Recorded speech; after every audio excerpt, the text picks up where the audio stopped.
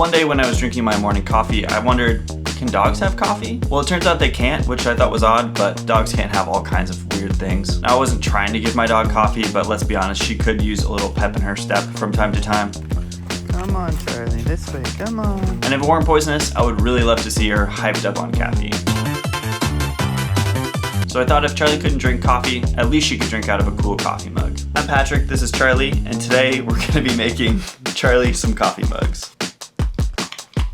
Now, I've made quite a few mugs since starting pottery a few months ago, but I haven't ever made anything large enough to be a dog bowl. So I figured before I set out, I should at least practice making something that large first. So I bought some clay. I opted for porcelain because 1, it's easier to center because it's a soft clay. 2, I thought it would help add to the illusion of it being a giant coffee mug. And 3, Charlie's fancy like that. I used about 5 pounds of clay, which is by far the most that I've ever thrown with, and I was actually surprised at how enjoyable and easy it was to throw with that amount of clay. For context, most of my mugs are about 1 to 1.5 pounds of clay. It definitely made me want to start throwing a little bit bigger. After finishing my practice bowl, I let it dry overnight, trimmed a small foot, and let the kiln gods do their work. Luckily, it stayed together in one piece, so I'd be able to test out my glazes for this project as well. And I think the practice mug turned out pretty well. I still needed to add a handle, which was gonna be a whole other mountain to climb, but I knew I could at least throw a large bowl that looked somewhat like a coffee mug. So with my test complete and newfound confidence, I went back to the wheel to throw 2 giant coffee mugs.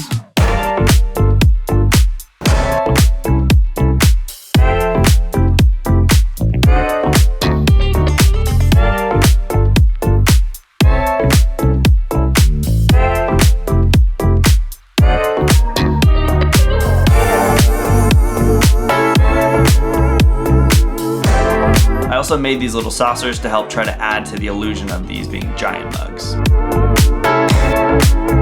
The throwing again wasn't too difficult. I'm really surprised by this. I think partially because I was using porcelain, which again is just a really soft clay, so it made it a lot easier to throw that amount with. And I ended up walking away with 2 bowls that were roughly the same size and shape.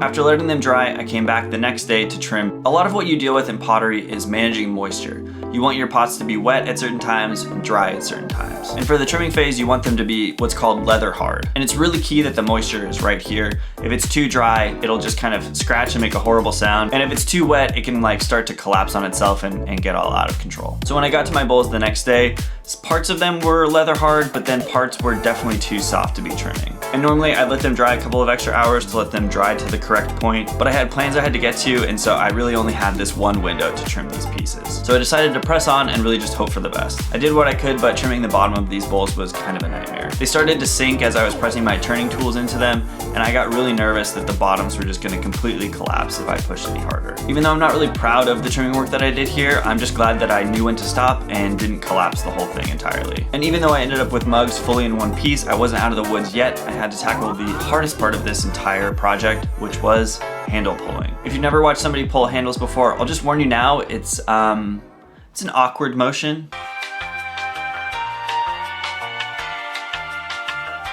I wasn't dreading this part of the project because of how it looks. I genuinely suck at pulling handles. You might say, I can't handle it. It's just not really my thing, and I think most mugs look a little bit better without them, honestly. I don't know, controversial hot take here, but I'm kind of team no handle on the mug. But in order for these to look like coffee mugs and not like bowls, they would definitely need handles. So I gave it my best shot. Pulling a handle on a mug was difficult. Pulling a handle on a giant mug was impossible. And I felt like just holding these mugs was gonna be enough to collapse them. It took me a few tries to get them attached because of how awkward it was to hold them, but eventually I got it.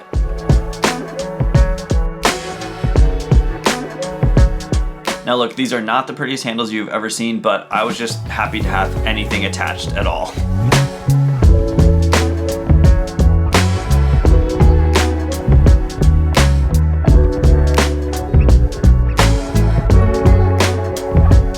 Once the handles were attached, I left them to dry before they would enter the kiln for the first time. This is always the most nerve-wracking part for me. Putting your work in the kiln sort of feels like Schrodinger's cat. You know you had a mug when you put it in there, but you might have nothing but shards of clay when you open it up. So after the kiln had done its work, I held my breath coming back to the studio. And guess what? We had 2 intact mugs.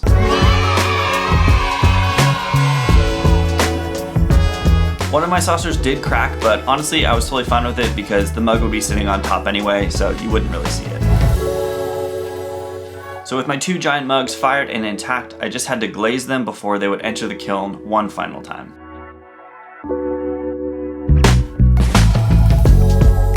The idea with these mugs was to do a white coat on the outside to show the porcelain, and then a pink glaze on the inside of the food bowl, and a blue glaze on the inside of the water bowl.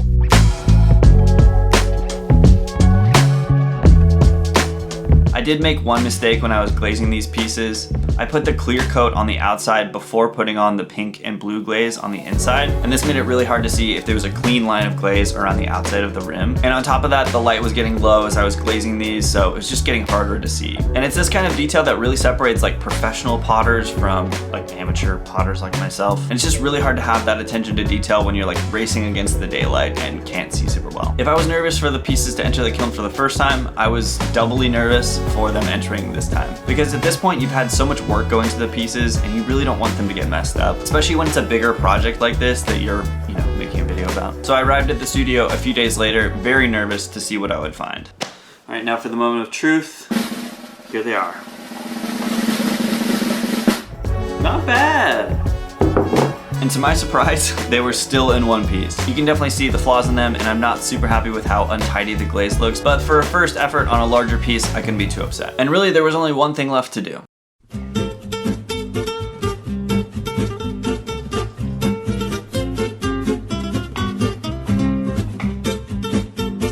This just looks so stupid. Cheers. I feel like a toddler drinking with 2 hands.